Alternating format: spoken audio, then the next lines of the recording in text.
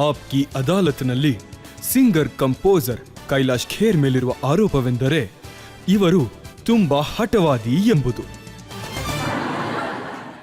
ಕೈಲಾಶ್ ಅವರೇ, ನಾನು ಕೇಳ್ಪಟ್ಟೆ ನೀವು ಸಣ್ಣ ವಯಸ್ಸಿಂದ ತುಂಬಾ ಹಠಮಾರಿ ಅಂತ. ನಿಮ್ಮ ತಂದೆ ಕರ್ಮ ಕಾರ್ಯಗಳನ್ನು ಮಾಡುವಂತ ಪಂಡಿತರಾಗಿದ್ರು, ಪುರೋಹಿತರಾಗಿದ್ರು. ಸಮಾಜದಲ್ಲಿ ಸಾಕಷ್ಟು ದೊಡ್ಡ ಹೆಸರಿತ್ತು ಅವರಿಗೆ, ನಿಮ್ಮನ್ನ ಪುರೋಹಿತರನ್ನಾಗಿ ಮಾಡ್ಬೇಕು ಅಂತಿದ್ರು. ಆದ್ರೆ ನೀವ್ ಹೇಳ್ತೀರಿ ಪ್ರಾಣ ಬೇಕಿದ್ರೆ ಬಿಟ್ಬಿಡ್ತೀನಿ, ಈ ಕೆಲಸ ಮಾಡಲ್ಲ ಅಂತ.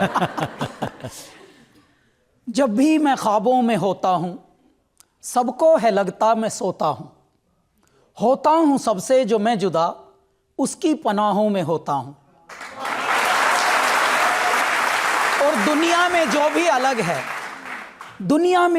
अलग है लगता वो सबको गलत है. ರಜತ್ ಅವರೇ, ಈ ಜಗತ್ನಲ್ಲಿ ಹೂವೆವರ್ ಈಸ್ ಡಿಫ್ರೆಂಟ್, ಈ ಜಗತ್ನಲ್ಲಿ ಅವರೆಲ್ಲರೂ ತಪ್ಪಾಗೇ ಅನ್ಕೋತಾರೆ. ಎಲ್ಲಕ್ಕಿಂತ ಮೊದಲು ಜನರು ಅವರ ಜಡ್ಜ್ಮೆಂಟ್ನ ಪಾಸ್ ಮಾಡ್ಬಿಡ್ತಾರೆ, ಅವ್ರ ಟಿಪ್ಪಣಿನ ಕೊಡ್ತಾರೆ. No, this is not correct. दुनिया में जो भी अलग है लगता वो सबको गलत है और शिद्दत से आगे है जिद मेरी और वो भी मुद्दत तलक है.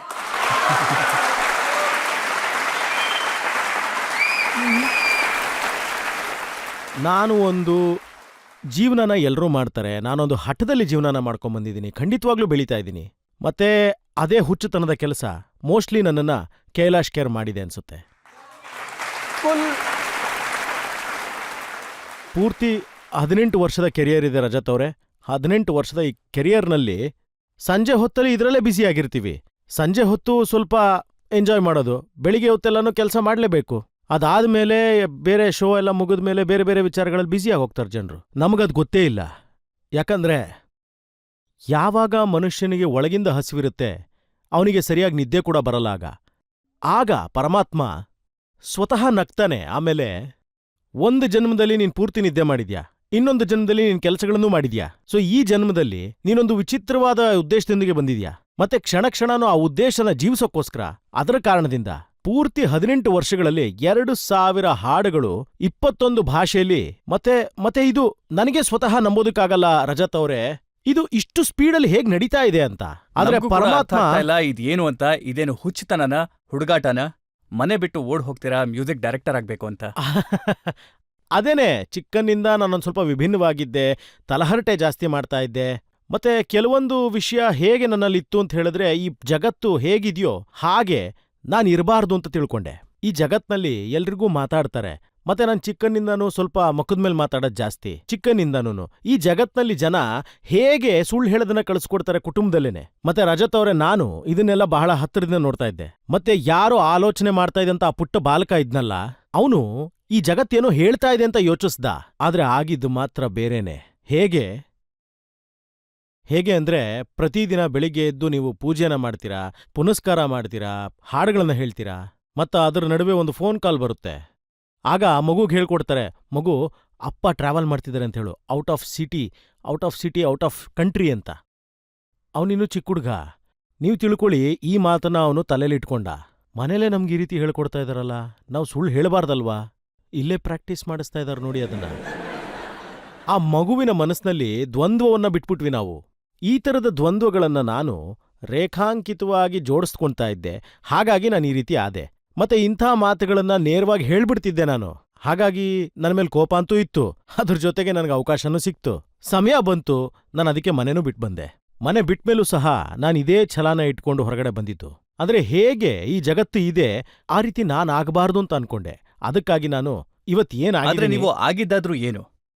ಟೈಲರ್ ಆದ್ರಿ, ಟ್ರಕ್ ಡ್ರೈವರ್ ಆದ್ರಿ, ಪ್ರಿಂಟಿಂಗ್ ಪ್ರೆಸ್ಸಲ್ಲಿ ಕೆಲಸ ಮಾಡಿದ್ರಿ, ಚಾರ್ಟೆಡ್ ಅಕೌಂಟೆಂಟ್ ಹತ್ರ ಅಸಿಸ್ಟೆಂಟ್ ಆದ್ರಿ.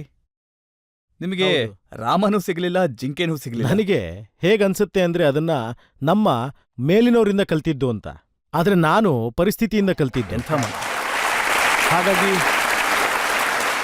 ಈಗ ನನಗೆ ಹೇಗನ್ನಿಸ್ತಾ ಇದೆ ಅಂದ್ರೆ, ನಾನು ಇವರಲ್ಲೇ ಒಬ್ಬನಾಗಿ ಹೊರಗಡೆ ಬಂದಿದ್ದೀನಿ.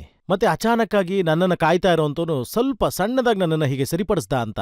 ಅಂದ್ರೆ ಹೇಗೆ ಡಾರ್ಕ್ ರೂಮಲ್ಲಿ ನೆಗೆಟಿವ್ನ ಶೇಕ್ ಮಾಡಿದ ತಕ್ಷಣ ಒಂದು ಕ್ಲಿಯರ್ ಪಿಕ್ಚರ್ ಬರುತ್ತಲ್ಲ ಹಾಗೆ. ಈ ಮಾತು ನಿಜನಾ? ಸಾಕಷ್ಟು ಕಷ್ಟಗಳನ್ನ ಅನುಭವಿಸ್ಬೇಕಾಯ್ತು, ಟೆಂಟ್ಗಳಲ್ಲಿರ್ಬೇಕಾಯ್ತು, ರಸ್ತೆನಲ್ಲೇ ಬಟ್ಟೆ ಒಕ್ಕೋಬೇಕಾಯ್ತು, ತಿನ್ನೋದಿಕ್ಕೂ ಏನೂ ಇರ್ತಿರ್ಲಿಲ್ಲ. ಆದ್ರೂ ಕೂಡ ಎಕ್ಸ್ಪೋರ್ಟರ್ ಆಗ್ಬೇಕು ಅಂತ ಅನ್ಕೊಂಡಿದ್ರಿ. ಸರ್, ನಾನು ಅದನ್ನೂ ಆದೆ, ಖಂಡಿತವಾಗ್ಲೂ ಆಗಿದೆ ಎಕ್ಸ್ಪೋರ್ಟರ್ ಆಗಿ. ಹ್ಯಾಂಬರ್ಗ್ ಒಂದು ಸಿಟಿ ಇದೆ ಜರ್ಮನಿಲಿ, ಹ್ಯಾಂಬರ್ಗ್ ಕಳಿಸ್ತಾ ಇದ್ವಿ. ಮತ್ತೆ ಇಲ್ಲೇನು ಸಿಗುತ್ತಲ್ಲ ನಮಗೆ ಮದರ್ ತೆರೆಸಾ ಸಾರಿ, ಆಮೇಲೆ ಹ್ಯಾಂಡ್ ವುಡನ್ ಪ್ರಿಂಟ್ಸ್ ಇರೋಂಥ ಕ್ರಾಫ್ಟ್ಸು, ಅದೆಲ್ಲವನ್ನ ನಾವು ಸ್ವಲ್ಪ ಹ್ಯಾಂಡಿಕ್ರಾಫ್ಟ್ಸ್ ಆಗಿರುತ್ತೆ, ಆರ್ಟಿಕ್ರಾಫ್ಟ್ಸ್ ಆಗಿರುತ್ತೆ, ಟೇಬಲ್ ಲ್ಯಾಂಪ್ಸ್ ಇರುತ್ತೆ, ಅದು ವಾಲ್ ಹ್ಯಾಂಗಿಂಗ್ಸ್ ಇರೋಂಥದ್ದು, ಅದು ಇದೆಲ್ಲವನ್ನ ನಾವು ರಾಜಸ್ಥಾನ್, ಜೋಧ್ಪುರ್, ಜೈಪುರ್ ಮತ್ತೆ ನಮ್ಮ ಇಲ್ಲಿನ ಲಾಲ್ ಕಿಲಾ ಹಾಗೂ ಸುಂದರ್ ನಗರ್ ಈ ಜಾಗಗಳಿಗೆಲ್ಲ ಈ ಒಂದು ವಸ್ತುವಿನ ಡೀಲರ್ ಆಗಿದ್ದೆ. ಇವರಿಂದ ಎಲ್ಲ ಕಲೆಕ್ಟ್ ಮಾಡ್ತಾ ಇದ್ವಿ, ಮತ್ತೆ ನಾವು ಅಲ್ಲಿಗೆ ಎಕ್ಸ್ಪೋರ್ಟ್ ಮಾಡ್ತಾ ಇದ್ವಿ. ಬಹಳ ದೊಡ್ಡ ಡೀಲ್ ಇದು, ಬಹಳ ಕಷ್ಟದ ಕೆಲಸ ಕೂಡ. ಅಂದ್ರೆ ಒಂದು ಸಮಯದಲ್ಲಿ ಏನಾಯ್ತು ಅಂದ್ರೆ, ನಾವು ಸ್ವಲ್ಪ ಈ ಒಂದು ಟೈಮಲ್ಲಿ ಒಂದು ಕಂಟೈನರ್ ಶಿಪ್ಪು ನಾವು ಮನಿ ಮೈಂಡೆಡ್ ಆಗಿರ್ತೀವಲ್ಲ, ಆಗ ಅಡ್ವಾನ್ಸ್ ಕೊಟ್ಟು ಬೀಗ್ತಾ ಇರ್ತೀವಿ ಗೊತ್ತಾ. ಅಂದ್ರೆ ಅನ್ಸುತ್ತೆ ನಮಗೆ ನಾವೀಗ ಕರೆಕ್ಟಾಗಿದ್ದೀವಿ ಟ್ರ್ಯಾಕಲ್ಲಿ ಅಂತ. ಈಗ ನಾನು ಮುಗೀತು ಏನಂದ್ರೆ ನನ್ನ ಕೆಲಸ, ಆಮೇಲೆ ನಾನು ಅಡ್ವಾನ್ಸ್ ಕೂಡ ಕೊಟ್ಟಿದ್ದೆ ನೋಯ್ಡಾದಲ್ಲಿ, ಮತ್ತೆ ಅಜಾಗ ಅಟ್ಟ ಪೀಸ್ ಅಂತ ಹೇಳಿ ಅಲ್ಲಿ ನನಗೆ ನೆನಪಿದೆ, ಜನರು ಕೂಡ ಕಾಸು ಕೊಟ್ಟು ಖರೀದಿ ಮಾಡಿದ್ರು. ಆದ್ರೆ कहते हैं कि कश्तियाँ लाख नज़दीक साहिल सही, पर खुदा फिर कोई चाल चल जाएगा। तूने मखमूर नज़रों से देखा तो है, क्या करोगे अगर दिल मचल जाएगा। ಆಗ ಏನಾಯ್ತು ಅಂದ್ರೆ, ಯಾರು ಯಾವ ಕೆಲಸದಲ್ಲಿ ಫೇಲ್ಯೂರ್ ಆಗ್ತಾರಲ್ಲ, ಆಗ ಅವರು ಆ ಕೆಲಸದ ಅಂಗಡಿನೇ ಓಪನ್ ಮಾಡ್ಬಿಡ್ತಾರೆ. ಹೇಗೆ ಅವನ ಮನೆ ಅಲ್ಲ ಇದು ಅಂತ ಹೇಳಿದ್ರೆ ಅವನೇ ಪ್ರಾಪರ್ಟಿ ಡೀಲರ್ ಆಗಿರ್ತಾನೆ. ಯಾವಾಗ ಒಬ್ಬ IAS ಆಗಿರೋದಿಲ್ಲ, ಅವನು IAS ಕೋಚಿಂಗ್ ಕೊಡೋಂಥ ಇನ್ಸ್ಟಿಟ್ಯೂಟ್ ಓಪನ್ ಮಾಡಿರ್ತಾನೆ. ಆಮೇಲೆ ಡಿಲ್ಲಿಲಿ ಇದೊಂದು ವಿಶೇಷ, ಇದ್ರ ಮೇಲೆ ಬಹಳಷ್ಟು ವಾದಗಳು ಇವೆ. ದೇವರು ಡೆಲ್ಲಿನ ತುಂಬ ವರದಾನ ಕೊಟ್ಟು ಸಾಕ್ತಿದ್ದಾನೆ, ಅದ್ರ ಮೇಲೆ ಸಾಕಷ್ಟು ಮಾತುಗಳು ಇವೆ. ಇಲ್ಲಿ ಬಹಳ ವಿಚಿತ್ರಗಳಿವೆ. ಹಾಗಾಗಿ ನಾನು ಯಾವಾಗ ಯಾವ ವಯಸ್ಸಲ್ಲಿ ಮನೆ ಬಿಟ್ನೋ ಆ ವಯಸ್ಸಲ್ಲಿ ನನಗೆ ಯಾವುದು ಗೊತ್ತೂ ಇರಲಿಲ್ಲ. ಅದು ಮನೆ ಬಿಟ್ಟು ಬಂದ ಮೇಲೆ ಎಂತೆಂಥ ಪರಿಸ್ಥಿತಿಗಳು ಎದುರಾಗುತ್ತೆ ಅನ್ನೋದು. ಈ ಥರದ ಕೆಲಸಗಳು ಬಂದಾಗ ಬಹಳ ಜೋಶಲ್ಲಿಂದನೂ ಹೋಗೋದು ನಿಜ, ಆದರೆ ಅಲ್ಲಿ ಹತ್ತಾ ಇದ್ದಂಥ ಏಣಿನೇ ಎಳೆದ್ಬಿಡ್ತಾರೆ ಕೆಳಗಡೆ. ಮೊದಲು ಸರ್ವೈವ್ ಆಗಿ ತೋರ್ಸು, ಬದುಕಿ ತೋರ್ಸು ನೀನು ಅಂತಾರೆ. ಅಂದ್ರೆ ಸರ್, ಎಷ್ಟು ದಿನ ನಾನು ಬೇರೆ ಬೇರೆ ಕೆಲಸಗಳನ್ನು ಮಾಡಿದ್ದೀನಿ ಅಂದರೆ, ಎಂತೆಂಥ ಕೆಲಸಗಳನ್ನು ಮಾಡಿದ್ದೀನಿ ಅಂತ ಹೇಳಿದ್ರೆ, ವರ್ಷಾನುಗಟ್ಲೆ ನನಗೆ ಊಟ ಮಾಡೋದಕ್ಕೂ ಕೂಡ ಯಾವುದೇ ಆಧಾರ ಇರಲಿಲ್ಲ. ಯಾಕಂದರೆ ಆಡ್ ಟೈಮಿಂಗ್ಸಲ್ಲಿ ನಾನು ಕೆಲಸ ಮಾಡ್ತಾ ಇದ್ದೆ. ಯಾವಾಗ ಒಬ್ಬ ವ್ಯಕ್ತಿಗೆ ಡಿಗ್ರಿ ಇರೋದಿಲ್ಲ, ಅವನಿಗೆ ಯಾವುದೇ ರೀತಿಯಾದಂಥ ಕೆಲಸ ಟೈಮಿಂಗ್ಸ್ ಇರಲ್ಲ, ಶೆಡ್ಯೂಲ್ ಇರೋದಿಲ್ಲ, ಮತ್ತೆ ಅಂಥವ್ರ ಮೇಲೆ ಜನ ಕೂಗಾಡ್ತಾನೆ ಪ್ರತಿದಿನ ಕೆಲಸ ಮಾಡಿಸ್ಕೋತಾರೆ. ಹಾಗಾಗಿ ನಮ್ಮ ಜೀವನದಲ್ಲಿ ಟ್ರೈನಿಂಗು ನಮಗೆ ಬೇರೆ ರೀತಿಲೇ ಆಯಿತು ಸರ್. ಆದ್ರೆ ಈ ಮಾತು ನಿಜನಾ? ಎಲ್ಲ ವಿಚಾರಗಳಲ್ಲಿ ಫೇಲ್ ಆದ್ಮೇಲೆ ನಿಮ್ಗೆ ಯಾವತ್ತೂ ಅನ್ನಿಸ್ಲಿಲ್ವಾ, ಇದಕ್ಕಿಂತ ಪುರೋಹಿತ ಆಗದೆ ಒಳ್ಳೇದಿತ್ತು, ಕರ್ಮ ಕಾರ್ಯಗಳನ್ನ ಕಲ್ತ್ಕೊಳ್ಳೋದಕ್ಕೆ ರಿಷಿಕೇಶ್ ಹೋಗೋಣ ಹೌದು, ಅಂತ? ನನಗೆ ಎಲ್ಲಾ ವಿಚಾರಗಳಲ್ಲಿ ಬೇಜಾರಾಗಿದ್ದಾಗ, ಒಂಟಿಯಾಗಿ ಕೂತಿದ್ದಾಗ ನನಗೆ ನಮ್ಮ ತಂದೆಯವರು ಹೇಳಿದ ಮಾತು ನೆನಪಾಯಿತು. ಅದು, ಅಪ್ಪ ನೀವು ಸರಿಯಾಗಿ ಹೇಳ್ತಾ ಇದ್ರಿ, ಬಹುಶಃ ಅದ್ರ ಜೊತೆಗೆ ನಮ್ಮ ತಂದೆಯವರೊಬ್ಬರು ಸ್ನೇಹಿತರು ಸಿಕ್ಕಿದ್ರು, ಅವ್ರ ಆಶ್ರಮ ಈಗಲೂ ಕೂಡ ಅಲ್ಲೇ ಇದೆ. ಅವರೆಲ್ಲರೂ ನನಗವಾಗ ಹೇಳಿದ್ರು, ಬಂದ್ಬಿಡು ನೀನು ನಮ್ಮ ಜೊತೆಗೆ ಬಂದ್ಬಿಡು ಅಂತ ಕರೆದ್ರು. ನಡಿ ಅಂತ ಪರಮಾರ್ಥ ನಿಕೇತನ ಋಷಿಕೇಶದಲ್ಲಿ ಅಲ್ಲಿ ಬಂದು ಇದನ್ನೆಲ್ಲ ಕಲ್ತ್ಕೋ, ಆಗ ಸ್ವಾಮಿ ಪರಿಪೂರ್ಣವಾಗಿ ಆನಂದನಾಗ್ತಾನೆ ಅಂದ್ರು. ಆಗ ಈ ಕರ್ಮಕಾಂಡನ ಒಂದು 6 ವರ್ಷದಲ್ಲಿ ಕಲ್ತ್ಕೊಂಬಿಡು, ನಾನು ನಿನ್ನನ್ನು ಎಲ್ಲಾದ್ರೂ ಕೆಲಸಕ್ಕೆ ಕಳಿಸ್ತೀನಿ ಅಂತ ಹೇಳಿದ್ರು ಅವರೇನೇನೆ ಅವಾಗ. ಆಗ ಒಂದೆರಡು ಜಾಗಗಳನ್ನು ಹೇಳಿದ್ರು, ಮಾರಿಷಸ್ಸು, ಸಿಂಗಪೂರು ಅಥವಾ ಯಾವುದಾದ್ರೂ ಒಂದು 2-3 ಜಾಗಕ್ಕೆ ಕಳಿಸ್ತೀನಿ ಅಂತ ಹೇಳಿದ್ರು. ಎಲ್ಲಾದ್ರಲ್ಲೂ ಫೇಲ್ಯೂರ್ ಆಗಿದ್ದೀನಿ ನಾನೀಗ. ಇನ್ನೇನಾಗುತ್ತೋ ಮುಂದಕ್ಕೆ, ಪರವಾಗಿಲ್ಲ ಈ ಕರ್ಮಕಾಂಡನ ಕಲ್ತ್ಕೊಂಡು ಅಟ್ಲೀಸ್ಟ್ ವಿದೇಶಕ್ಕೆ ಹೋಗಿನಾದ್ರೂ ಒಬ್ಬ ಪುರೋಹಿತ ಅಂತ ಅನ್ಸ್ಕೊಳ್ಳೋಣ. ಆಗ ಈ 1,000-2,000ಕ್ಕೋಸ್ಕರ ಕಷ್ಟಪಡೋಂಥ ಅವಶ್ಯಕತೆ ಇರಲ್ಲ, ದಿನಕ್ಕೆ ಒಂದಷ್ಟು ಸಂಪಾದನೆ ಆಗುತ್ತೆ ಅಂತ ಹೇಳಿದ್ರೆ ಪರವಾಗಿಲ್ಲ ಬಿಡು, ನಡಿ ಹೋಗೋಣ ಅಂತ ಹೇಳಿ ಮನೇನು ಬಿಟ್ಟು ಓಡ್ ಬಂದೆ. ಆದ್ರೆ ಒಂದು ಮಾತು ಹೇಳ್ತಾರೆ, ಯಾಕಂದ್ರೆ ಕರ್ತ ಏನ್ ಹೇಳ್ತಾರೋ ಅದೇ ಆಗುತ್ತೆ ಅನ್ನೋದಕ್ಕೆ. चले खूब तुरप की चाल लगा के रंगों का ताता, रचना के रचनाकार का खेला समझ नहीं आता. ಅವನು ಎಂಥ ಆಟನ ಆಡ್ತಾನೆ ಅಂದ್ರೆ, ಅಲ್ಲೂ ಕೂಡ ಅಂದ್ರೆ ಋಷಿಕೇಶಲ್ಲೂ ಕೂಡ ಯಾವಾಗ ನಾನು ಆ ಕರ್ಮಕಾಂಡನ ಕಲಿತಾ ಇದ್ನೋ, ಆಗ ಕೂಡ ನನ್ನ ಜೊತೆಲಿದ್ದಂಥ ಗೆಳೆಯರೇನಿದ್ರು, ನಮ್ಮ ಕ್ಲಾಸ್ಮೇಟ್ಸ್ ಅಂತ ಕರೀತಾರಲ್ಲ ಅವ್ರನ್ನ, ಅವ್ರು ನನಗಿಂತ 7, 8, 9 ವರ್ಷ ಚಿಕ್ಕವರು. ಈಗ ನಾನೊಬ್ಬನೇ ವಿಭಿನ್ನವಾಗಿ ನಿಂತ್ಕೊಂಡೆ ಅಲ್ಲಿ. 11-12 ವರ್ಷಕ್ಕೆಲ್ಲ ಮನೆಯಿಂದ ಈಚೆ ಬಂದೆ, ಸಾಕಷ್ಟು ಹೊಡೆತಗಳನ್ನು ತಗೊಂಡೆ, ಅಲ್ಲಿಂದ ಇಲ್ಲಿ ಸುತ್ತಾಡ್ದೆ. ನಾನು 21 ವರ್ಷಕ್ಕೆ ಪಂಡಿತ ಆಗೋದಕ್ಕೆ ಹೋಗಿದ್ದೆ, ಆದ್ರೆ ನನ್ನ ಜೊತೆಗಿದ್ದಿದ್ದ ಕ್ಲಾಸ್ಮೇಟ್ಸು 16-17 ವರ್ಷದ ಹುಡುಗರು ಇನ್ನ. ಆಗ ನನಗೊಂಚೂರು ಇನ್ಫೀರಿಯರ್ ಕಾಂಪ್ಲೆಕ್ಸ್ ಬಂತು. ಏನಪ್ಪ ಇದು ದೇವ್ರೇ, ನಾನು ಪ್ರತಿಯೊಂದರಲ್ಲೂ ಫೇಲ್ಯೂರೇ ಆಗ್ತಾ ಇದ್ದೀನಿ. ಈಗ ನೋಡಿದ್ರೆ ಇಂಥ ಪರೀಕ್ಷೆ ಕೊಟ್ಟಿದ್ಯಾ ನನಗೆ, ಏನ್ ಮಾಡೋದು ಇಲ್ಲಿ ಕಳಿಸಿದ್ಯಾ ಅಂತ. ಆಗ ನನಗೂ ಕೂಡ ಅಲ್ಲಿ ಏನೂ ಇರಕ್ಕಾಗದೇ ಇದ್ದಾಗ, ನಾನು ತುಂಬ ಕಷ್ಟ ಆದಾಗ ನನ್ನನ್ನು ನಾನು ಮುಗಿಸ್ಕೋಬೇಕು ಅನ್ನೋಂಥ ಕೆಲಸ ಕೂಡ ಅನ್ಕೊಂಡಿದ್ದೆ ಸರ್. ನೀವು ಯಾಕಂದ್ರೆ ಸರಿಯಾಗಿ ಹೇಳ್ತಾ ಇಲ್ಲ, ಗಂಗೆನಲ್ಲಿ ಮುಳುಗ್ ಹೋಗಿದ್ರೆ ಆತ್ಮಹತ್ಯೆ ಮಾಡ್ಕೊಳಕ್ಕೆ. ಹೌದು, ನಾನು ಪೂರ್ತಿಯಾಗಿ ಮುಳುಗೋಗಿದ್ದೆ. ಆದ್ರೆ ದೇವ್ರ ದಯೆ ಏನು ಅಂತ ಹೇಳೋದಾದ್ರೆ, ನೋಡಿ ನಾನು ಬದುಕಿದ್ದೀನಿ, ಇವತ್ತು ನಿಮ್ಮ ಮುಂದೆ ಕೂತಿದ್ದೀನಿ ಇಲ್ಲಿ, ಮತ್ತೆ ಯಾವ ರೂಪದಲ್ಲಿದ್ದೀನಿ ಇದು ಕೂಡ ದೊಡ್ಡವರ ಆಶೀರ್ವಾದ ಅಂತ ಹೇಳ್ಬೋದು. ಮತ್ತೆ ಇದು ಸಾರ್, ಮನಸ್ಸಲ್ಲಿ ಇನ್ನೊಂದು ಮಾತು ಹೇಳಬೇಕು ಅಂತ ತುಂಬ ಅನ್ನಿಸ್ತಾನೆ ಇತ್ತು. ಏನಂತ ಹೇಳಿದ್ರೆ, ಪರಮಾತ್ಮ ನಾನು ಎಂಥ ಜಾಗದಲ್ಲಿ ಹುಟ್ಟಿದ್ದೀನಿ ಅಂತ ಹೇಳಿದ್ರೆ ಅಲ್ಲಿರೋಂಥ ಜಾಗ ಬಹಳ ಅಸಂವೇದನಶೀಲರಾಗಿದ್ರು ಅಂದ್ರೆ ತಪ್ಪಾಗಲ್ಲ. ಆಮೇಲೆ ಅದ್ರ ಮೇಲೂ ಸಹ ನಾವು ಬಂಧಿತರಾಗಿರಬೇಕು, ಸಾಧಿಸ್ಬೇಕು. ಅಂದ್ರೆ ಹಂಗೆ ಇರಬಾರ್ದು. ಇವರೆಲ್ಲರ ಮಧ್ಯೆ ನಾವು ಬದುಕಿ ತೋರಿಸ್ಬೇಕು. ಈಗ ನೋಡಿ, ಹೇಗೆ ನೀವು ಯಾರನ್ನಾದ್ರೂ ಭೇಟಿ ಮಾಡಿದ್ರೆ ಮೊದಲನೇ ಪ್ರಶ್ನೆ ಎಲ್ಲ ಮನುಷ್ಯರು ಕೇಳೋಂಥದ್ದು ಸಹಜ. ಮಷೀನ್ಗಳ ಥರ, ಹೌ ಆರ್ ಯು, ಹೇಗಿದ್ದೀರಾ ನೀವು, ಎಲ್ಲ ಆರಾಮಾಗಿದೆ ಅಲ್ವಾ? ಇದರಿಂದ ಏನು ಪ್ರಯೋಜನ ಇಲ್ಲ. ಸರಿ, ವಿಷಯ ಏನಿದೆಯೋ ಅದು ಅವನು ಮನಸ್ಸೊಳಗಡೆ ಇರುತ್ತೆ. ಆದರೆ ಅವನು ಆಗ ಆ ಮಷೀನ್ ಥರನೇ ಅದಕ್ಕೆ ಉತ್ತರನ ಕೊಡಲೇಬೇಕಾಗತ್ತೆ. ಹೌದ್ರಿ, ನಾನು ತುಂಬ ಚೆನ್ನಾಗಿದ್ದೀನಿ. ಆಮೇಲೆ ಗೊತ್ತಾಗುತ್ತೆ ಅವ್ನು ಬೆಳಿಗ್ಗೆಯಿಂದ ಫ್ರೆಶ್ ಅಪ್ ಕೂಡ ಆಗಿರಲ್ಲ ಅಂತ. ಎಷ್ಟೋ ಸಲ ಈ ಥರ ಪ್ರಶ್ನೆಗಳು ಆಗುತ್ತೆ. ಆದರೆ ಅವನಿಗೆ ಏನಾಗಬೇಕು ಅಂತ ಇರುತ್ತೆ ಅಂದರೆ ಎದುರುಗಡೆ ಅವ್ನಿಗೆ ಏನು ಕೇಳ್ತಾನೋ ಅದಾಗಿರಬೇಕು. ಸರಿ, ಇಲ್ಲಿ ಯಾರೋ ಅದನ್ನು ಹೇಳ್ತಾ ಇದ್ರೆ ಇನ್ನೊಬ್ಬ ಅದನ್ನು ಆಗ್ತಾ ಇದ್ದಾನೆ. ಅದರ ಮಧ್ಯದಲ್ಲಿ ಇಲ್ಲಿ ಏನೂ ಇಲ್ಲ, ಯಾರು ಏನು ಮಾಡೋರಿಲ್ಲ, ಏನೂ ಆಗೋಂಗೂ ಇಲ್ಲ. ನಾವೆಲ್ಲ ಬರೀ ನದಿಗಳ ಥರ ಇರ್ತೀವಿ, ನಾವೆಲ್ಲ ಸಮುದ್ರದ ರೀತಿ ಆಗ್ತೀವಿ, ನಾವೆಲ್ಲ ಪರ್ವತದ ರೀತಿ ಇರ್ತೀವಿ, ನಾವೆಲ್ಲ ನೈಸರ್ಗಿಕವಾಗಿರ್ತೀವಿ. ಆದ್ರೂ ಕೂಡ ನಾವು ಮಾಡೋಂಥ ಅಭ್ಯಾಸಗಳು ಪ್ರತಿದಿನ ಸುಳ್ಳು ಪಳ್ಳು ನಕಲಿಯಾಗೇ ಉಳ್ಕೊಂಬಿಟ್ಟಿರುತ್ತೆ. ಇದು ನೋಡಿ ಅಸಲಿ ಸತ್ಯ. ಇಂತಹ ಕುತೂಹಲದ ಬದುಕಿನಿಂದ ಹೀಗೆ ತುಂಬ ನೊಂದ ಮೇಲೆ ಕರ್ತವ್ಯರಹಿತ ಮೂಡ್ನಿಂದ ನನ್ನ ಮನಸ್ಸಿಗೆ ಒಂದು ದಿನ ಒಂದು ರಿಯಲೈಸೇಷನ್ ಆಯಿತು, ನಾವು ನನ್ನ ಜೀವನನೇ ಮುಗಿಸ್ಬಿಡೋಣ ಅಂತ.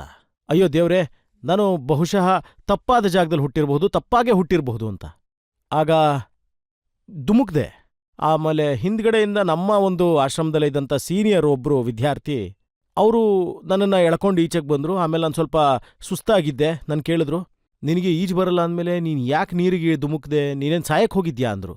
ನಾನು ಹೌದು ಅಂತ ಹೇಳಿದೆ. ಒಂದು ಬಿಟ್ಟರು ಸರಿಯಾಗಿ ನನ್ನ ತಲೆಗೆ ಸರಿಯಾಗಿ ಬಿತ್ತು. ಆಗ ನಾನು ಪೂರ್ತಿ 24 ಗಂಟೆಗಳ ಕಾಲ ನನ್ನ ರೂಮಿಂದ ಆಚೆನೇ ಬರಲಿಲ್ಲ ರಜತ್ ಅವರೇ. ಅಂದರೆ ಏನು ಯೋಚನೆ ಮಾಡ್ತಾ ಅಂದರೆ, ಅಯ್ಯೋ ದೇವರೇ, ನಾನು ಇದರಲ್ಲೂ ಫೇಲ್ಯೂರ್ ಆಗಿದ್ದೀನಿ. ನಾನು ಏನೇ ಕೆಲಸ ಮಾಡಿದ್ರು, ಯಾವುದೇ ರೀತಿ ಮಾಡಿದ್ರು ಅದರಲ್ಲಿ ಫೇಲ್ಯೂರ್ ಆಗ್ತಾನೇ ಇದ್ದೀನಿ. ನಾನು ಫೇಲ್ಯೂರ್ಗೆ ಒಂದು ಬ್ರ್ಯಾಂಡ್ ಅಂಬಾಸಿಡರ್ ಥರ ಆಗೋಗಿದ್ದೀನಿ. ನಾನು ಬಹುಶಃ ಈ ವಿಫಲತೆಗೇನೆ ಹುಟ್ಟಿರೋನಿರಬೇಕು ಅಂತ. ದೇವ್ರೇ, ನನಗೆ ಬದುಕೋದಕ್ಕೆ ಏನಕ್ಕೆ ಅಂತಲೇ ಗೊತ್ತಾಗ್ತಿಲ್ಲ. ಯಾಕೆ ನನ್ನನ್ನು ಹುಟ್ಟಿಸ್ದೆ ಹೀಗೆ ಅಂತ ತುಂಬ ದಿನ ಈ ಪ್ರಶ್ನೆ ಓಡ್ತಾ ಇತ್ತು ನನ್ನ ಮನಸ್ಸಲ್ಲಿ. ಆದರೆ ಇವತ್ತು ಎಷ್ಟೆಲ್ಲ ಪ್ರಶ್ನೆಗಳು ಉತ್ತರ ಕೊಟ್ಟಿದ್ದಾನೆ ನನ್ನ ದೇವರು ಅಂತ ಹೇಳಿದ್ರೆ, ಅಂದರೆ ಇವತ್ತು ಮೂಲದ ಕಾರಣ ಯೋಚನೆ ಮಾಡಿದ್ರೆ ಎಷ್ಟು ಚಿಕ್ಕದನ್ಸುತ್ತೆ ಅಂದರೆ, ಜೀವನ ಅಷ್ಟು ದೊಡ್ಡದಾಗಿ ಕೊಟ್ಟುಬಿಟ್ಟ. ಸೊ ಹಾಗಾಗಿ ಮೂಲ ನನಗೆ ನೆನಪೇ ಆಗೋದಿಲ್ಲ.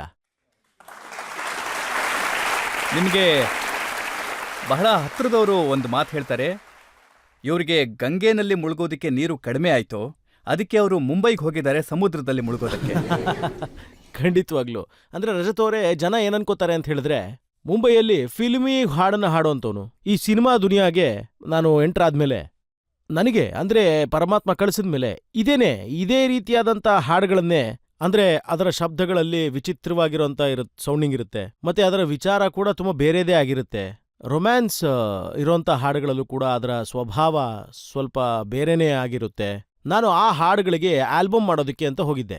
ಆದರೆ ಶುರುನಲ್ಲಿ ನಾನು ಅದರಲ್ಲೂ ಕೂಡ ಒಂದು ಹಠ ಇಟ್ಕೊಂಡು ಹೋಗಿದ್ದೆ. ಆಗ ನಾನು ಅಲ್ಲಿ ಹೋಗಿ ಸಮುದ್ರದ ಹತ್ರ ಕೂತ್ಕೊಳ್ತಾ ಇದ್ದೆ, ಸಮುದ್ರದ ದಡದಲ್ಲಿ, ಜುಹು ಹತ್ರ. ಆಗ ಅಲ್ಲಿ ಕೇಳ್ಕೊತಾ ಇದ್ದೆ, ಅಯ್ಯೋ ದೇವ್ರೇ, ಇದರಲ್ಲೂ ನಾನೇನಾದರೂ ಫೇಲ್ಯೂರ್ ಆದರೆ ನೀನಾದರೂ ತಯಾರಾಗಿರೋ ನನ್ನನ್ನು ಕರ್ಕೊಂಡು ಹೋಗೋದಕ್ಕೆ ಅಂತ. ಆಗ ಅನ್ಕೊಂಡಿದ್ದೆ ನಾನು, ನನ್ನ ಜೀವನ ಬಿಟ್ಟರೆ ಇದರಲ್ಲೇ ಬಿಟ್ಬಿಡ್ತೀನಿ ನಾನು ಅಂತ, ನಿನ್ನ ಪಾದಕ್ಕೆ ಸೇರಿಸ್ಕೊಂಬಿಡಪ್ಪ ಅಂತ. ಇದೇ ನಡೀತಿತ್ತು ನನ್ನ ಮನಸ್ಸಲ್ಲಿ, ಬೇರೆ ಏನೂ ಇರಲಿಲ್ಲ. ಗಾಳಿ ಬೀಸ್ತಾ ಇತ್ತು, ಬಹಳ ಜೋರಾದ ಗಾಳಿ ಬೀಸ್ತಾ ಇತ್ತು. ಅದನ್ನು ನಾನು ಎಂಜಾಯ್ ಮಾಡ್ತಾ ನನ್ನ ಮನಸ್ಸಲ್ಲಂತ ಇತ್ತು, ಈ ರೀತಿ ನಗು ಬರ್ತಾ ಇತ್ತು. ನೋಡಿದ್ರೆ, ಓ ಹೌದಾ, ನೋಡಿದ್ರ ನಿಮಗೂ ಎಷ್ಟು ಸುಖ ಕೊಡ್ತಾ ಇದೆ, ನೀವು ಕೂಡ ಬಂದು ಮುಟ್ತಾ ಇದ್ದೀರಾ ನನ್ನನ್ನು ತಮಾಷೆ ಮಾಡೋದಕ್ಕೆ ನೀವೊಬ್ರು ಕಡಿಮೆ ಆಗಿದ್ರಿ, ಇವಾಗ ನೀವು ಕೂಡ ಮಾಡ್ತಿದ್ದೀರಾ ಅಂತ ಅನ್ಕೊಳ್ತಿದ್ದೆ. ನಾನು ಗಾಳಿ ಜೊತೆನೂ ಆ ರೀತಿ ಮಾತಾಡ್ತಿದ್ದೆ. ಅಂದ್ರೆ ಅನ್ನಿಸ್ಬೇಕಿತ್ತು ನಾನು ಏನ್ ಮಾಡ್ತಿದ್ದೀನಿ ಅಂತ. ಅಂದ್ರೆ ಅದಕ್ಕೂ ಹುಚ್ಚತನ, ಗಾಳಿ ಜೊತೆ ಮಾತಾಡ್ತಿರೋ ಹುಚ್ಚತನ, ಆ ರೀತಿಯಾದಂಥ ಹುಚ್ಚತನ ಏನಿತ್ತಲ್ಲ, ಆ ರೀತಿಯಾದಂಥ ಒಂದು ಉನ್ಮತ್ತತೆ ಇತ್ತಲ್ಲ, ಈ ರೀತಿ ಮೈಂಡ್ಸೆಟ್ ಏನಿದೆಯಲ್ಲ, ಜಗತ್ತಲ್ಲಿ ಬಹಳ ಕಡಿಮೆ ವ್ಯಕ್ತಿಗಳಿಗಿರುತ್ತೆ, ಕಡಿಮೆ ಹುಚ್ಚತನ ಇರುತ್ತೆ ಅದು. ಆಮೇಲೆ ಯಾರು ವ್ಯವಸ್ಥಿತವಾಗಿರ್ತಾರಲ್ಲ ಅವರಿಗೆ ಇಂಥ ಮಾತುಗಳು ಬರ್ತಿರುತ್ತೆ, ಅದು ತುಂಬ ಚೆನ್ನಾಗಿರುತ್ತೆ. ಅದನ್ನ ಮೋಸ್ಟ್ಲಿ ಪ್ರಕೃತಿನೂ ಕೇಳಿಸ್ಕೊಳ್ತು ಅಂತ ಅನ್ಸುತ್ತೆ. ಅದು ಒಪ್ಕೊಂಡಿದೆ ಅದಕ್ಕೆ. ಅವ್ರು ಅನ್ಕೊಂಡಿರ್ತಾರಾಗ, ಅಯ್ಯೋ ಬಹಳ ದಡ್ಡ ಇವನು, ಹುಚ್ಚ ಇವನು. ಅಲ್ಲ, ಇಡೀ ಜಗತ್ತು ಯಾವುದೋ ಒಂದು ಕೆಲಸದ ಹಿಂದೆ ಓಡ್ತಾ ಇದೆ, ದುಡ್ಡಿನಿಂದೆ ಓಡ್ತಾ ಇದೆ, ಪವರ್ ಹಿಂದೆ ಓಡ್ತಾ ಇದೆ. ಆದರೆ ಯಾವತ್ತಾದ್ರೂ ಯೋಚಿಸಿದಿರಾ ಈ ದುಡ್ಡು ಯಾರಿಂದೆ ಓಡುತ್ತೆ ಅಂತ, ಈ ಪವರ್ ಯಾರ ಹಿಂದೆ ಓಡ್ತಿರುತ್ತೆ ಅಂತ? ರಜತ್ ಅವರೇ, ನೀವು ಕೇಳಿದಂಥ ಹುಡುಗ ಎದುರುಗಡೆನೇ ಇದ್ದಾನೆ.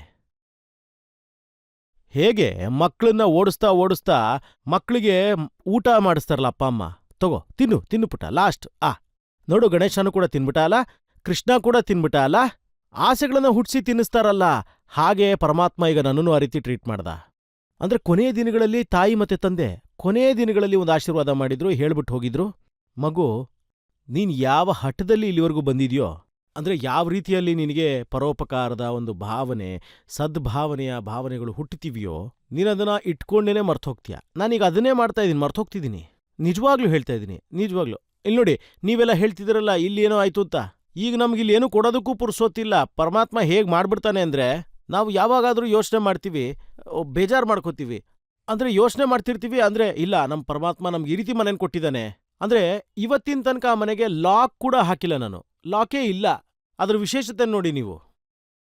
ಈಶ್ವರನ ಚಮತ್ಕಾರ ಅವಾಗವಾಗ ಹೇಗಿರುತ್ತೆ, ದೇವಸ್ಥಾನಗಳಿಗೂ ಕೂಡ ನಾವು ಬೀಗ ಹಾಕೋದಿಲ್ಲ ನೋಡಿ. ಆಗ ಅದಕ್ಕೆ ಎಂಥ ಮನೇನ್ ಕೊಟ್ಟಿದ್ದಾನೆ ಅಂತ ಹೇಳಿದ್ರೆ, ಅಲ್ಲಿ ಬೀಗ ಹಾಕೋ ಕಾನ್ಸೆಪ್ಟೇ ಇಲ್ಲ ಅದರಲ್ಲಿ. ಅಂದ್ರೆ ಈಶ್ವರನ ಕೃಪೆ. ಆದ್ರೆ ಈ ಭಗವಂತ ಅಂತೂ ಎಲ್ಲಿಂದನೋ ಪ್ರಾರಂಭ ಮಾಡಿರ್ಬೇಕಲ್ಲ, ಒಂದು 2,000 10,000 ಕೊಡೋದ್ರಿಂದ. ಸರ್, ಮೊದಲು ನಾನು ಹಾಡಿದ್ದು ಒಂದು ಜಿಂಗಲ್ಲು ಹಾಡಿದ್ದೆ. ನೀವು ಭಜನೆ ಹಾಡಕ್ ಹೋಗಿದ್ರಿ, ಆದ್ರೆ ಜಿಂಗಲ್ ಹಾಡಿದ್ರಿ. ಹೌದು, ನಾನು ಆಕ್ಚುಲಿ ಕೈಲಾಶ ಹಾಡಕ್ ಹೋಗಿದ್ದೆ ಆವಾಗ. ಆಗ ನನ್ನನ್ನು ನೋಡಿ ಕೇಳ್ತಾ ಇದ್ರು, ಏನ್ ಹಾಡ್ತೀಯ ನೀನು ಅಂತ. ಶಾಸ್ತ್ರೀಯವಾಗಿ ಹಾಡ್ತೀರಾ? ಇಲ್ಲ, ಹಾಡಲ್ಲ. ಫಿಲ್ಮಾಗಿ ಹಾಡ್ತೀರಾ? ಇಲ್ಲ. ಗಜಲ್ ಹಾಡ್ತೀರಾ? ಇಲ್ಲ ಇಲ್ಲ. ಭಜನೆ ಹಾಡ್ತೀರಾ? ಇಲ್ಲ ಇಲ್ಲ. ಮತ್ತಿನ್ನೇನು ಹಾಡ್ತೀರಾ ನೀವು? ಕೋಪ ಮಾಡ್ಕೋತಾ ಇದ್ರು ಜನ ನನ್ನ ನೋಡಿ. ನಾನು ಅವಾಗ ಅನ್ಕೋತಾ ಇದ್ದೆ, ಜನರು ಯಾವಾಗ ಇದು ಅವ್ರ ಮನಸ್ಸಿಗೆ ನಾಟುತ್ತೋ ಜನಗಳಿಗೆಲ್ಲರಿಗೂ, ಆಗ ಪರಮಾತ್ಮ ಸ್ವಯಂಗೊಂದು ಬರಿತಾನೆ, ಇದೇನಿದು ನಾನು ಹಾಡ್ತಾ ಇರೋಂಥದ್ದು. ಆಮೇಲೆ ನಿಮ್ಮ ಹೃದಯಗಳಿಗೆ ನನ್ನ ಹಾಡು ಮುಟ್ಟಿದಾಗ ಇದನ್ನೆಲ್ಲ ಹಾಡೋಂಥ ಪ್ರಕ್ರಿಯೆಗೆ ನಾವಿಟ್ಟ ಹೆಸರು ಕೈಲಾಸ ಅಂತ. ಕೈಲಾಸ ಅಂದ್ರೆ ಆಗುತ್ತೆ ಶಿವನ ಒಂದು ಆಸನ. ನನ್ನ ದೇವರನ ಆಸನ ಏನು ಅಂತ ಹೇಳಿದ್ರೆ ಕೈಲಾಸ ಪರ್ವತನೇ. ಆದ್ರೆ ನನ್ನ ಶಿವ ಕೂತ್ಕೊಳ್ಳೋಂಥ ಪೀಠ ಏನಿದೆ, ಆ ಪರ್ವತ ಕೂತ್ಕೊಳ್ಳೋದು, ದಟ್ ಈಸ್ ಕಾಲ್ಡ್ ಕೈಲಾಸ. ಜಗತ್ತಿನ ಬಹಳ ದೊಡ್ಡ ಒಂದು ಡಿವೈನ್ ಜಾಗ, ದಟ್ ಈಸ್ ಕಾಲ್ಡ್ ಕೈಲಾಸ. ಈಗ ನಾನು ಏನು ಹಾಡ್ತೀನೋ ಅದು ಕೈಲಾಸ. ನಾವು ಕೈಲಾಸನೇ ಹಾಡಕ್ ಹೋಗಿದ್ದೆ, ಆದ್ರೆ ಅದರಲ್ಲೂ ಕೂಡ ಒಂದು ಉದ್ದೇಶ ಮತ್ತೆ ಒಂದು ಹುಚ್ಚುತನನ ಇಟ್ಕೊಂಡೇ ಇದ್ದೆ. ಆಗ ಜಿಂಗಲ್ನ ಹಾಡೋದಕ್ಕೆ ನನಗೊಂದಿನ ಇನ್ವಿಟೇಷನ್ ಬರುತ್ತೆ. ರಜತ್ ಅವರೇ ಅವ್ರು ನನಗೇನು ಹೇಳಿದ್ರು ಅಂದರೆ, ಕೈಲಾಶ್ ಅವರೇ, ಹಾಂ ಹೌದು ಹೇಳಿ. ಆ ಸಮಯದಲ್ಲೇ ನಾನೊಂದು ಹೊಸ ಫೋನ್ನ ತೊಗೊಂಡಿದ್ದೆ, ಮೋಟ್ರೋಲಾದು. ಅದು 4-5 ಸಾವಿರದೊಂದು ಫೋನು ಅಂತ ಅನ್ಸುತ್ತೆ. ಅದು ತುಂಬಾ ದಪ್ಪ ಇತ್ತು ಅಲ್ಲ? ಅದು ತುಂಬ ದಪ್ಪನೂ ಇತ್ತು, ಉದ್ದನೂ ಇತ್ತು. ತಗೊಂಡು ತಲೆ ಮೇಲೆ ಹಾಕಿದ್ವಿ ಅಂತ ಹೇಳಿದ್ರೆ ಪ್ರಜ್ಞೆ ಕೂಡ ತಪ್ಪಿಬಿಡ್ಬೇಕು, ಆ ಥರ ಇತ್ತು ಫೋನ್ ಅದು. ಮತ್ತೆ ಹೌದು, ಆ ಟೈಮಲ್ಲಿ ಬರೀ ಮಿಸ್ ಕಾಲ್ ಕೊಡ್ಬೋದಾಗಿತ್ತು ನಾವು ಅಷ್ಟೇನೆ. ಫೋನ್ ದೊಡ್ಡದಾಗಿದ್ರು ಕೂಡ ಕೊಡ್ತಿದ್ದಿದ್ದು ಮಾತ್ರ ಮಿಸ್ ಕಾಲೇನೆ. ಬಹಳ ಕಿಲಾಡಿತನದಿಂದ, ಚತುರತೆಯಿಂದ ಕೊಡಬೇಕಿತ್ತು ಅದನ್ನು ಅವಾಗ. ಯಾಕಂದರೆ ನಾವು ಡೆಲ್ಲಿಯವರಲ್ವಾ, ನಾವು ಬಹಳ ಚೆನ್ನಾಗಿ ಕಲ್ತಿದ್ದೆ ಅದನ್ನು. ಅಂದರೆ ಒಂದೇ ಒಂದು ಮಿಸ್ ಕಾಲ್ನ ಕೊಡಬೇಕು, ಅವ್ರು ಅಷ್ಟರಲ್ಲಿ ತೆಗಿಬಾರ್ದು. ತೆಗೆದ್ರೆ 21 ರೂಪಾಯಿ ಕಟ್ಟಾಗೋಗಿರೋದು ಅಷ್ಟೊತ್ತಿಗೆ. ಸೊ ಇದೆಲ್ಲ ನಡೀತಾ ಇತ್ತು. ಆಗ ಒಂದು ಕಾಲ್ ಬರುತ್ತೆ ನನಗವಾಗ. ನಾನು ಭಯದಿಂದ ಅವಾಗ ಫೋನ್ ರಿಸೀವ್ ಮಾಡಿದೆ, ಯಾಕಂದ್ರೆ 21 ರೂಪಾಯಿ ಏನು ಕಟ್ಟಾಗಲ್ಲ, ನಾನು ಮಾತಾಡ್ಬೋದಲ್ಲ ಆ ಕಡೆಯಿಂದ ಕಾಲು ಅಂತ. ಇದ್ಯಾವುದೋ ಬೇರೆ ಕಾಲು ಇರ್ಬೋದು ಅಂತ ಅನ್ಕೊಂಡು, ಯಾಕಂದರೆ ಸುಳ್ಳು ಕಾಲ್ಗಳು ತುಂಬ ಬರುತ್ತೆ ಡೆಲ್ಲಿಲಿ. ಹಾಂ, ಏನಾಯ್ತು, ಏನಾದರೂ ಆಯ್ತಾ ಹೇಳಿ, ಏನಾದರೂ ಬ್ರೇಕ್ ಸಿಕ್ತಾ? ಈ ಥರದ್ದು ಒಂದು 2-3 ಕಾಲ್ಗಳು ಸಿಗ್ತಾ ಇರೋದು ನನಗೆ ಯಾವಾಗಲೂ ದಿನದಲ್ಲಿ. ಆಗ ನನಗೆ ಜಿಂಗಲ್ಸ್ ಹಾಡೋದಕ್ಕೆ ಅಂತ ಒಂದು ಅವಕಾಶ ಸಿಕ್ತು. ಮಹಾಲಕ್ಷ್ಮಿ ಸ್ಟುಡಿಯೋ ಅಂತ ಫೇಮಸ್ ಸ್ಟುಡಿಯೋ ಅದು ಕೂಡ ಜಿಂಗಲ್ ಹಾಡಬೇಕು ನೀವು ಅಂತ ಹೇಳಿದ್ರು. ಆವಾಗ ನಾನು ಆಯಿತು ಹಾಡೋಣ, ಏನು ತೊಂದರೆ ಇಲ್ಲ ಅಂತಂದೆ. ಸೊ ನನಗೆ ಅಡ್ರೆಸ್ ಕಳಿಸ್ಕೊಟ್ಬಿಡಿ, ಆಮೇಲೆ ಎಲ್ಲಿ ಬರಬೇಕು ಏನು ಅಂತೆಲ್ಲ ಕೇಳಿಕೊಂಡೆ ನಾನು. ಅದಾದಮೇಲೆ ತಲೆಯಲ್ಲಿ ಬಹಳ ಬೇಗ ಏನೋ ನಾನು ಬಂದ್ಬಿಟ್ಟೆ ಡೆಲ್ಲಿಗೆ. ಆಮೇಲೆ ನನಗೆ ಅರಿವಾಗಿದ್ದೇನು ಅಂತ ಹೇಳಿದ್ರೆ, ಈ ಜಿಂಗಲ್ ಅಂದರೆ ಏನು ಅಲ್ಲ. ನಾನು ಅವಾಗ ಕೇಳಿದೆ, ದಯವಿಟ್ಟು ನನಗೊಂಚೂರು ಹೇಳ್ತೀರಾ ಈ ಜಿಂಗಲ್ ಅಂದರೆ ಏನು ಅಂತ. ಈ ಕೆಲವೊಂದು ಅಡ್ವರ್ಟೈಸ್ಮೆಂಟ್ ಕಮರ್ಷಿಯಲ್ಸ್ ಬರುತ್ತಲ್ಲ ಟಿ ವಿನಲ್ಲಿ, ರೇಡಿಯೋನಲ್ಲಿ, ಅದಕ್ಕೊಂದು ಹಾಡನ್ನು ಇರುತ್ತಲ್ಲ ರೇಡಿಯೋಲಿ ಹಾಡೋದು, ಅದು ತುಂಬ ದೊಡ್ಡದಾಗಿರುತ್ತೆ.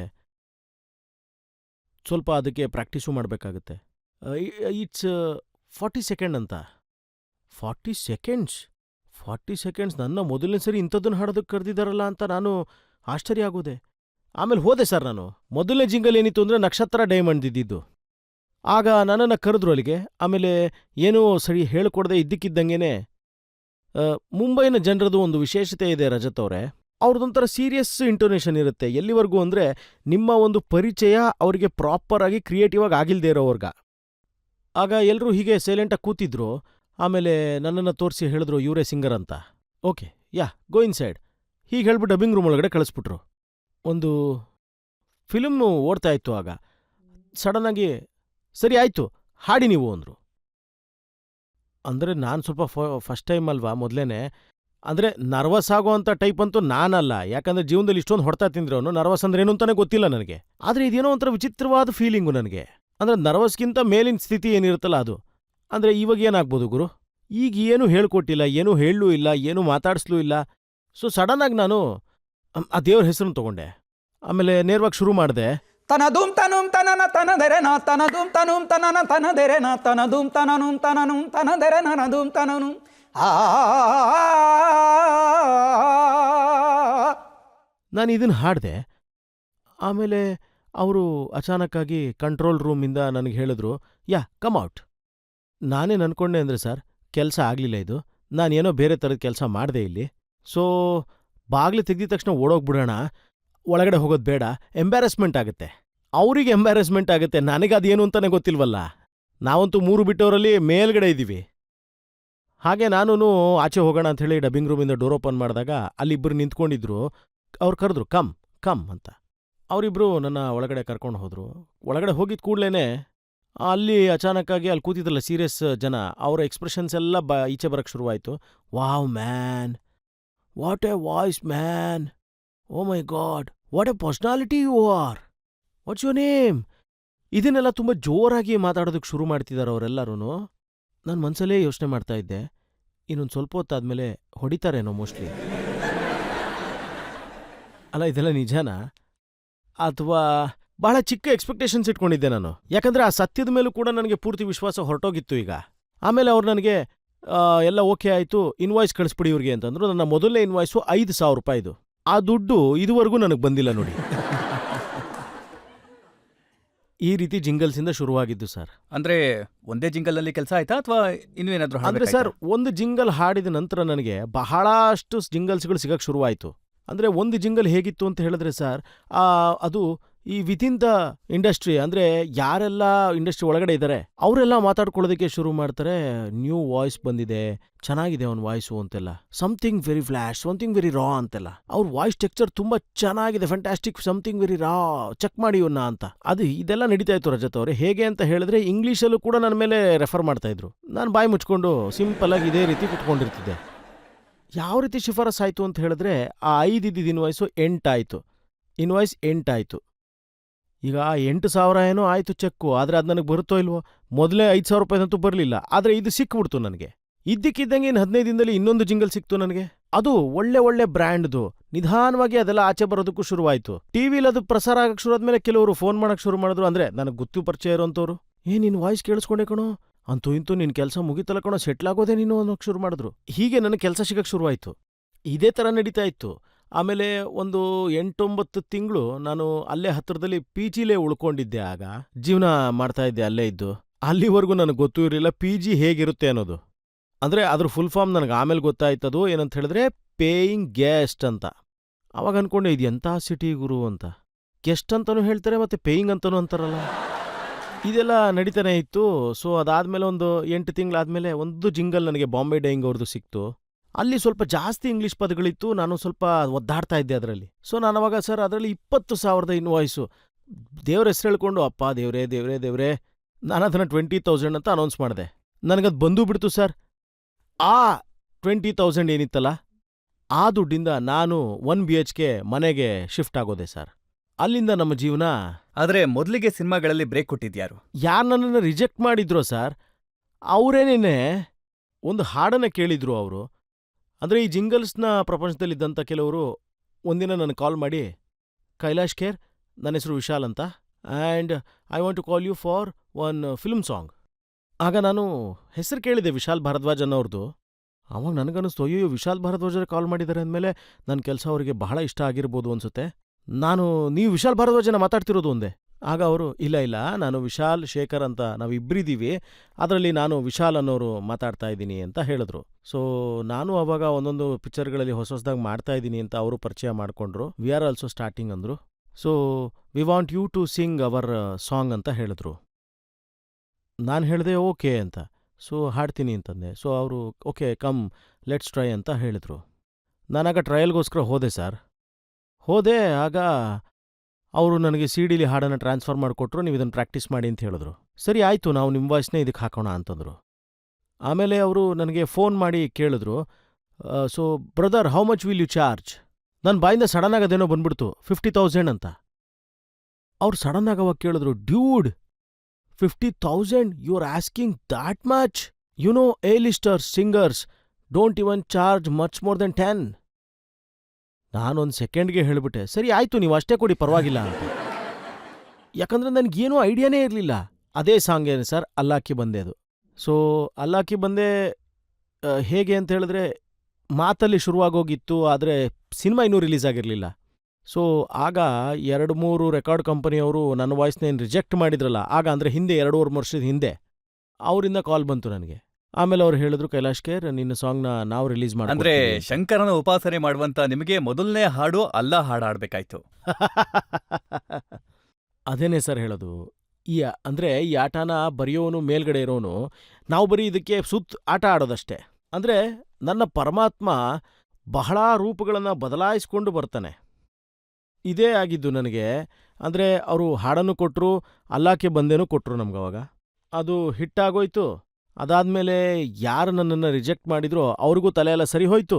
ಆಮೇಲೆ ಅವ್ರು ಹೋಗಿ ಹೇಳಿದ್ರು, ಅಲ್ಲಿ ಹೋಗಿ ನೋಡು ನಮ್ಮ ಹುಡುಗ ತಯಾರಾಗಿದ್ದಾನಿವಾಗ ಅಂತ, ಹೋಗಿ ಅವನ ಆಲ್ಬಮ್ನ ರಿಲೀಸ್ ಮಾಡು ಅಂತ. ಯಾವಾಗ ಆಲ್ಬಮ್ ರಿಲೀಸ್ ಆಯಿತು,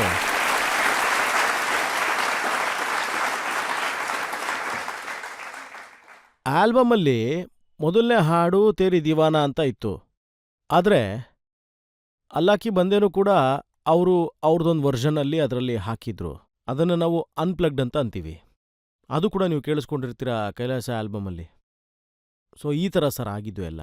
ನಿಮ್ಮ ಮೊದಲನೇ ಹಾಡು ವೈಸೆ ಹಿ ಬೇಟೆ ಬೇಟೆ ಬನ್ಗಯಾತ ತೇರಿ ದಿವಾನಿ.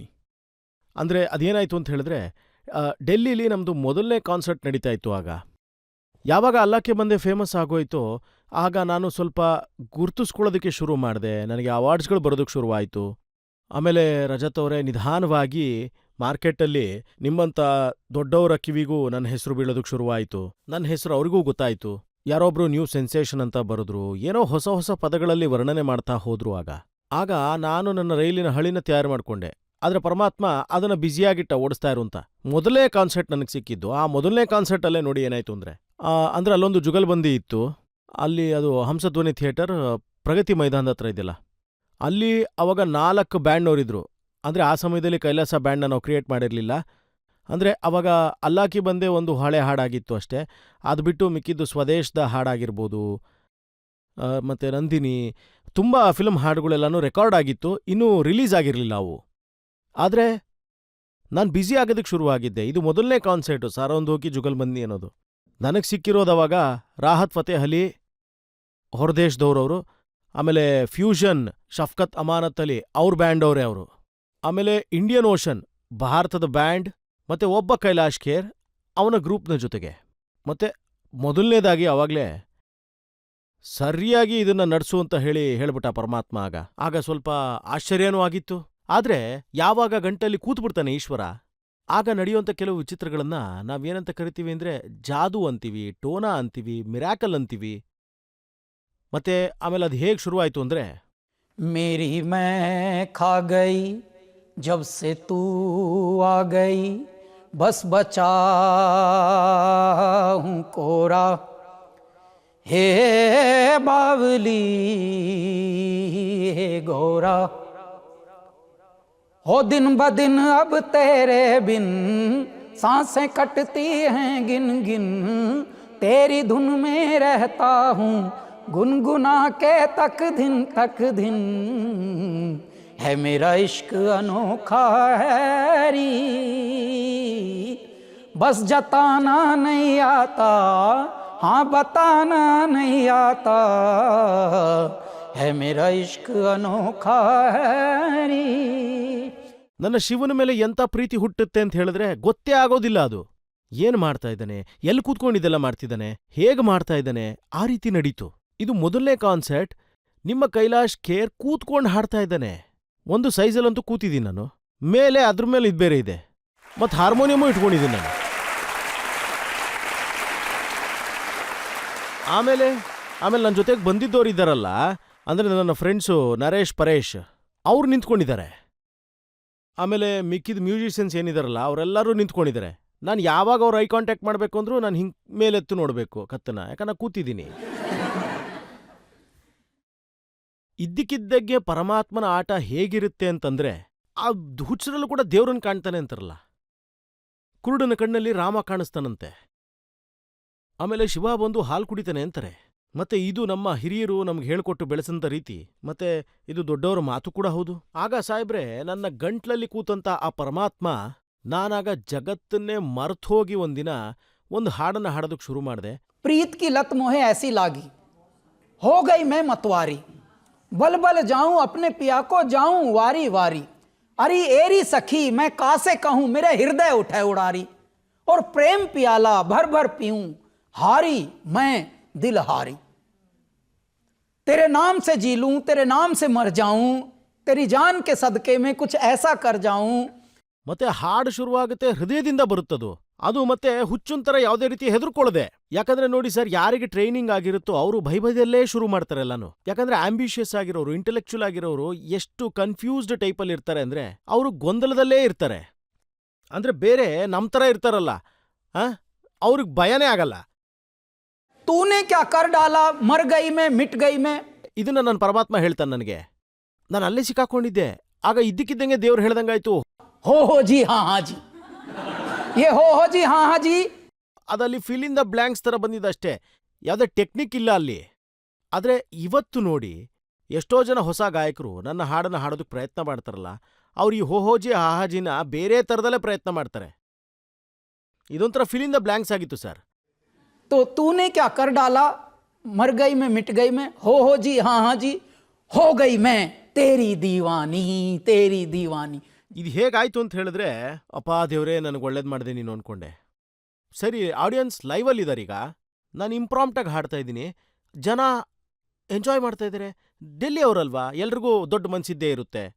ಆಗ ಬಹಳ ದೊಡ್ಡದಾಗಿ ಎಲ್ಲನೂ ನಡೀತಾನೇ ಇತ್ತು. ಅದೇನು ನಡೀತಾ ಇತ್ತಲ್ಲ, ಅದು ರೊಟೇಟ್ ಆಗ್ತಾ ಇತ್ತು. ನಮ್ಮ ಪಂಡಿತರು ಆ ಜನನ್ನ, ಆ ಆಡಿಯನ್ಸ್ನ ಇನ್ನಷ್ಟು ಹೆಚ್ಚು ಮಾಡಿದ್ರು, ನನ್ನ ಪರಮೇಶ್ವರ ಕೃಪೆ ಮಾಡಿ. ಆಗ ಆಯ್ತು ನೋಡಿ. ಮತ್ತೆ ಆ ಈ ಮಾತು ಹಾಡು ನಿಜನಾ? ಇದೇನೆ. ನಿಮ್ಮ ಮೊದಲನೇ ಆಲ್ಬಮ್ ರಿಲೀಸ್ ಆಯ್ತಲ್ಲ, ಅದರಲ್ಲಿ ಎಲ್ಲ ಹಾಡುಗಳನ್ನ ಹಾಕಿದ್ರಂತೆ. ರಿಷಿಕೇಶ್ನಲ್ಲಿ ನೀವು ಆರ್ತಿಗೆ ಮುಂಚೆ ಹಾಡ್ತಿದ್ದಂತ ಹಾಡು. ಖಂಡಿತವಾಗ್ಲೂ ಅವರು ಅದೇ ಹಾಡನ್ನೇ ಹೇಳ್ತಾ ಇದ್ರಲ್ಲ. ನಾನು ಅದೇ ಹಾಡನ್ನೇ ಹೇಳಿ ನಾನು ಡೆಮೋ ಮಾಡ್ಕೊಂಡು ಹೋಗ್ತಿದ್ದೆ. ಆಮೇಲೆ ಡೆಮೋಲಿ ನನ್ನ ಹಾಡು ಯಾವಾಗ್ಲೂ ರಿಜೆಕ್ಟೇ ಆಗ್ತಾ ಇತ್ತು. ಆಮೇಲೆ ಏನ್ ರಿಜೆಕ್ಟ್ ಆಗ್ತಿತ್ತಲ್ಲ, ಅದರಲ್ಲೊಂದು ಹಾಡಿತ್ತು, दौलत शोहरत क्या करनी तेरे प्यार का सहारा काफी है, ये महल अटारी नहीं चाहिए तेरे दिल में गुजारा काफी है. ಈ ಹಾಡನ್ನ ನಾವು ಅವಾಗ ಒಂದ್ಸರಿ ಇಂಪಲ್ಸಿವ್ ಆಗಿ ರಿಲೀಸ್ ಮಾಡ್ಬಿಟ್ವಿ ಅಲ್ಲೇನೆ. ಅಂದ್ರೆ ಒಂದು ಚಿಕ್ಕ ರೆಕಾರ್ಡ್ ಕಂಪ್ನಿ ಜೊತೆಗೆ. ಈಗ ಅದು ವೈರಲ್ ಆಗೋಯ್ತು. ನಾವೇನು ಹೇಳ್ತೀವಲ್ಲ, ಜ್ವರದ ಥರ ಎಲ್ಲ ಕಡೆ ಹರಡ್ತಿತ್ತು ಅಂತ, ಅದನ್ನ ಇಂಗ್ಲೀಷಲ್ಲಿ ವೈರಲ್ ಅಂತ ಹೇಳ್ತಾರೆ. ಸೊ ಹಾಗೆ ನಡೀತಾ ಇದೆ. ಅದೇ ಹಾಡು ಯಾವ್ದು ರಿಜೆಕ್ಟ್ ಮಾಡಿದ್ರು ಅದು. ಸೊ ಈ ಥರದ್ದೆಲ್ಲ ಆಗಿ ಮತ್ತೆ ಅದನ್ನ ವಾಪಸ್ಸು ಹಾಕಿದ್ರು ಸರ್. ಭಗವಂತನ ಕೃಪೆ ಏನಿದೆಯಲ್ಲ, ಆ ವಿಚಾರವಾಗಿ ಪಬ್ಲಿಕ್ ಇಂದ ಒಂದೆರಡು ಪ್ರಶ್ನೆಗಳನ್ನ ತಗೊಳ್ಳೋಣ. ಯಾರಾದ್ರೂ ಪ್ರಶ್ನೆ ಕೇಳ್ತೀರಾ? ನಿಮ್ಮಲ್ಲಿ ಯಾರಾದ್ರೂ ಪ್ರಶ್ನೆ ಕೇಳ್ಬೋದು? ಎಲ್ರಿಗೂ ಗೊತ್ತಿರೋ ಹಾಗೆ ನೀವು ಶಿವಭಕ್ತರು, ಸನಾತನಿ ಕೂಡ. ಆದ್ರೂ ನಿಮ್ಮ ಹಾಡ್ಗಳಲ್ಲಿ ಅಲ್ಲ, ಸುಭಾನಲ್ಲ ಇವೆಲ್ಲ ಕೇಳಿಸ್ತವೆ. ಸೊ ಸರ್, ಇದು ಸ್ವಲ್ಪ ವಿಚಿತ್ರ ಅಲ್ವಾ? ಈ ಜಗತ್ತಲ್ಲಿ ಯಾರು ವಿಚಿತ್ರವಾಗಿರ್ತಾರೋ ಅವನೇ ಎಲ್ರಿಗಿಂತ ಹೆಚ್ಚು ಪರಮಾತ್ಮನಿಗೆ ಹತ್ರ. ಇಕ್ಕಿದ್ದೆಲ್ಲ ಈ ಬುದ್ಧಿ ಅನ್ನೋದ್ರ ಆಡೋ ಆಟ. ನಾವೆಲ್ಲರೂ ಈ ಬುದ್ಧಿಗಳನ್ನ ಕ್ಷೀಣಿಸುವಂತ ವಿಚಾರದಲ್ಲಿ ಸಿಕ್ಕಾಕೊಂಡಿದೀವಿ. ಈಗ ನೋಡಿ, ಯಾರಿಗಾದ್ರೂ ಹುಷಾರಿಲ್ಲ ಅಂತಂದ್ರೆ ನೀವು ಯಾವ್ದಾದ್ರೂ ಅಲ್ಲ ಅಥವಾ ದೇವರನ್ನೇ ನೆನೆಸ್ಕೋತಿರತಾನೆ. ಡಾಕ್ಟರ್ ಹತ್ರ ಹೋದ್ರೂ ಕೂಡ ನೀವು ಒಂದ್ ವೇಳೆ ಸುಮ್ಮನೆ ಡಾಕ್ಟರ್ನ ಹುಡುಕ್ತೀರಾ. ಆ ಡಾಕ್ಟ್ರು ಮೊಹಮ್ಮದ್ ಇಸ್ಮಾಯಿಲ್ ಆಗಿರಬಹುದು, ಅಥವಾ ಡಾಕ್ಟರ್ ಸಮೀರ್ ಚೌರಸ್ಯ ಆಗಿರಬಹುದು, ಏನು ಗೊತ್ತಿರಲ್ಲ. ಆದ್ರೂ ನಿಮಗ್ ಡಾಕ್ಟರ್ ಬೇಕಾಗತ್ತೆ. ಆಗ ಅಲ್ಲ ಮತ್ತೆ ಈಶ್ವರ್ ಒಂದೇ ರೂಪದಲ್ಲಿ ನಿಮಗ್ ಡಾಕ್ಟರ್ ಆಗಿ ಕಾಣಿಸ್ತಾ ಇರ್ತಾನೆ.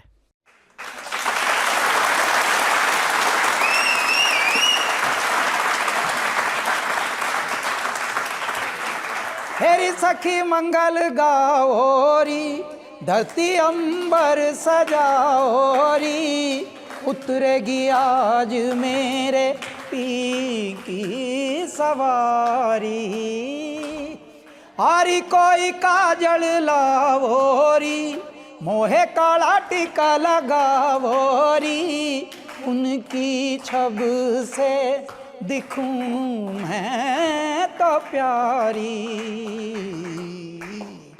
लक्ष्मी जीवारो नजर उतारो, आज मेरे पिया घर आवेंगे, आज मेरे पिया घर आवेंगे।